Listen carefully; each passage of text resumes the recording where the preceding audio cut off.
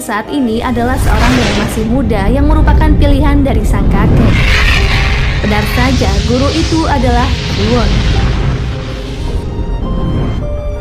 Pangeran yang sedari awal menghindari Jiwon memohon kepada ayahnya agar mengganti Jiwon dengan guru yang lain, karena Jiwon telah menyelinap ke istana untuk mengobati para dayang dengan bantuan seorang prajurit.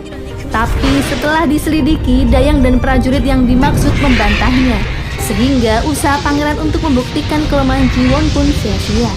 Tak habis akal, pangeran juga menyebut bahwa gurunya kerap menghabiskan waktu di tempat hiburan. Hal itu pun menjadi bumerang untuk pangeran yang mengakui bahwa ia sendiri telah pergi ke tempat yang sama.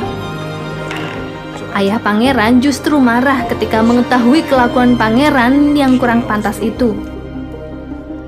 Pangeran dan kedua pelayannya merencanakan sesuatu agar Jiwon segera mengundurkan diri menjadi guru pangeran, karena hal itu akan mengancam rahasia pangeran selama ini. Pangeran membuat tugas yang sangat berat untuk Jiwon, yaitu merangkum berbagai jenis buku dalam 1 hari saja. Tantangan kedua, pangeran mengajak Jiwon untuk minum bersama hingga mabuk berat, sehingga Jiwon akan terlihat buruk di hadapan raja. Tapi ternyata Jiwon sudah menelan ramuan sebelumnya untuk menangkal efek arak yang ia minum. Pangeran terlihat bingung mengapa Jiwon tak kunjung mabuk, padahal ia sudah menghabiskan banyak botol arak. Tantangan berikutnya, Jiwon diminta untuk mengambil ikan di sungai dengan menggunakan wadah dari bambu, yang hal itu dirasa sangat sulit. Tapi lagi-lagi Jiwon berhasil menyelesaikan tugas dari pangeran. Jiwon tak tahan dengan perlakuan pangeran yang semena-mena, sehingga ingin mengundurkan diri. Tapi ia teringat akan ucapan ayahnya, jika dalam 2 minggu ke depan utusan dari kerajaan Ming akan datang, dan Jiwon ditugaskan untuk mendampingi pangeran. Tak ada pilihan lain, Jiwon harus tetap melanjutkan pekerjaannya demi nyawa kedua asistennya. Ia lalu mengatakan kepada pangeran bahwa tak akan mundur sejengkal pun dengan tantangan yang pangeran buat. Malam harinya, Jiwon menemui pangeran Hyun, karena sedari kecil mereka memang bersahabat. Hyun tak menyangka Jiwonlah yang saat ini menjadi guru pangeran. Semakin hari, pangeran semakin berusaha menghindari Jiwon, hingga pada suatu ketika, pangeran malah berlatih memanah ketimbang mengikuti kelas belajarnya. Jiwon yang resah mencari pangeran ke sekitar istana. Jiwon lalu mengajukan permintaan kepada pangeran agar bersedia bertaruh dengannya untuk mengikuti penilaian dari semua tutor di istana. Jika Jiwon memenangkan penilaian itu, pangeran harus mengikuti semua kelas bersama Jiwon. Singkat cerita, pangeran menerima tantangan Jiwon karena Jiwon sendiri bersedia mengorbankan nyawanya untuk menjadi sasaran panah pangeran.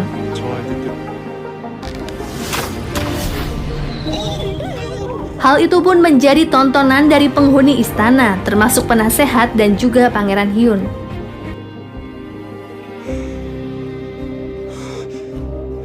Di bagian lain istana, pangeran Hyun mengingatkan Jiwon untuk tidak berbuat nekat yang bisa membahayakan nyawanya sendiri.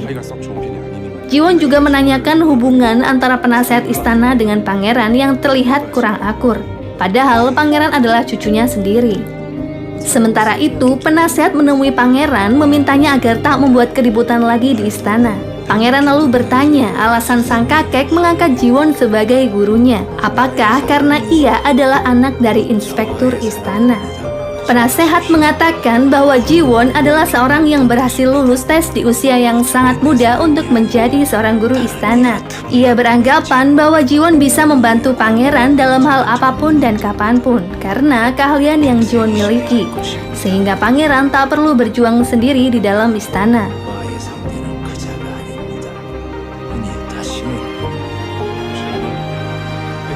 Jiwon mengajukan tes untuk pangeran, yang mana pangeran harus menebak biji apa yang Jiwon berikan.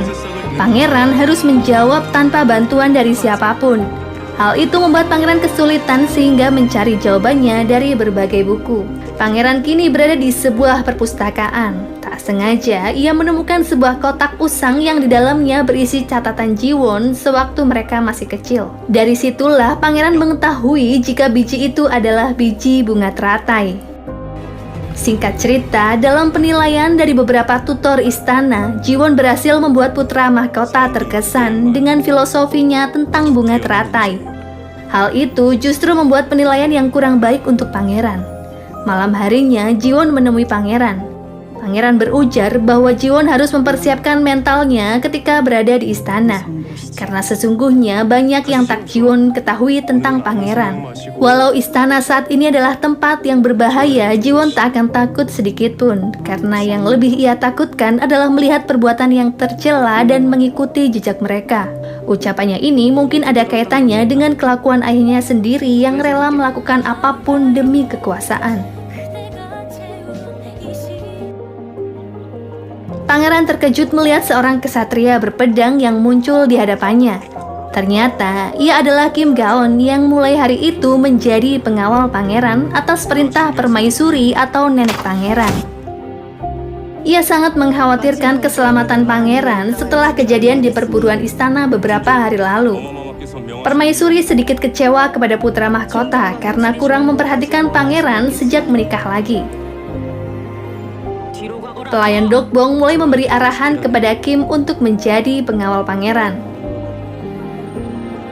Keesokan harinya, pangeran bersama sepupunya Hyun keluar istana untuk mengunjungi pasar rakyat. Di suatu toko perhiasan, Hyun memberikan sebuah cincin yang sebelumnya pangeran sukai.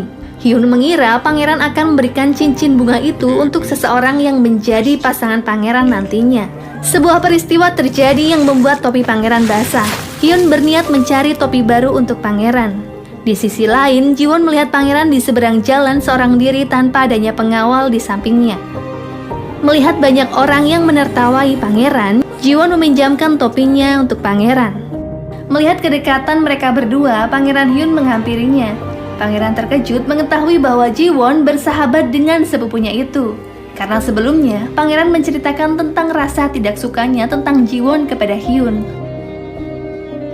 Kini mereka berdua kembali ke istana. Sebelum berpisah, pangeran mengembalikan cincin pemberian Hyun karena beranggapan Hyun lebih membutuhkannya. Pelayan Kim melihat wajah sumringah pangeran setelah kembali ke istana, karena pada saat itu, pangeran teringat akan kebersamaannya dengan Jiwon. Pangeran lalu menyuruh pelayan untuk menjaga topi milik Jiwon yang akan ia kembalikan esok hari. Sementara itu, di kediaman Pangeran Hyun, ia terus memikirkan pangeran. Ternyata terungkap sudah jika sebenarnya Hyun mengetahui rahasia pangeran yang seorang wanita. Karena pada waktu itu, ia tak sengaja mendengar percakapan antara pangeran dengan mendiang ibunya, yang mengatakan bahwa pangeran memiliki saudara kembar. Pangeran Hyun rupanya menyimpan rahasia itu sampai saat ini. Wajar saja jika selama ini Pangeran Hyun selalu melindungi Pangeran Dami dan menyimpan rasa sayang kepadanya, terlebih sejak kematian Tuan Putri.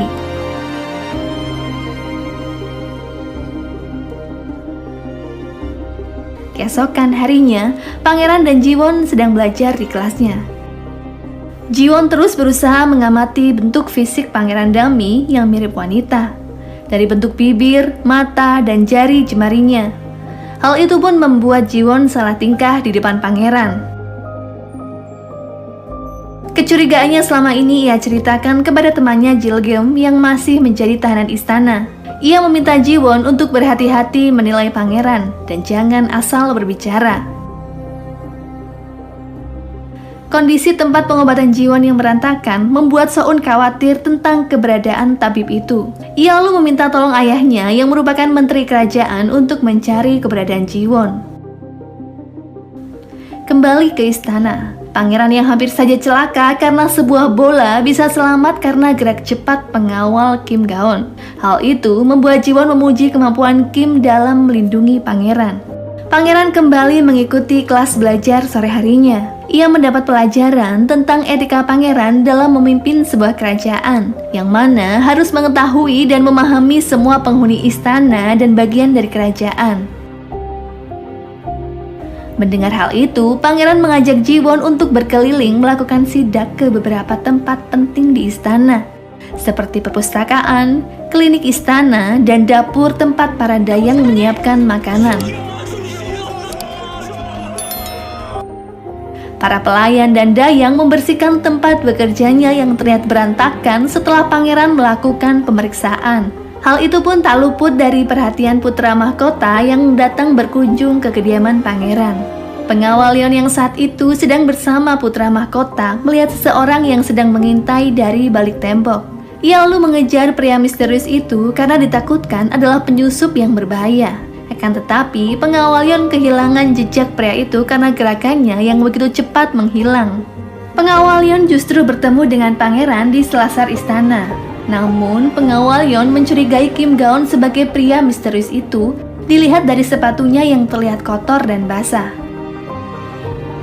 Ia lalu mencari berbagai bukti tentang identitas Kim Gaon, yang ternyata ia adalah anak dari keluarga Uiryeong. Kim Gaon sendiri sudah belajar militer sejak berusia 17 tahun. Inspektur istana dan pengawal Yeon sedang membahas tentang dua pria yang meninggal tak wajar setelah kesaksiannya terhadap guru kerajaan pangeran 10 tahun silam. Inspektur mengira kedua pria itu dihabisi seseorang. Pengawal Yeon mengaku tak tahu menahu akan peristiwa tersebut. Malam harinya, pangeran yang sedang membaca buku mendapati salah satu dayangnya kelelahan hingga pingsan. Karena itulah, pangeran memerintahkan semua dayangnya untuk beristirahat dan menyisakan pengawal Kim Gaon yang berjaga di kediaman pangeran saja. Di bagian sisi lain istana, paman pangeran yang bernama Tuan Changun menyelidiki tentang guru pangeran yang baru. Prajurit tersebut mengatakan jika Jiwon adalah putra dari inspektur istana yang juga bawahan penasehat kerajaan. Jiwon dan pangeran terlihat sangat dekat bagaikan seorang teman.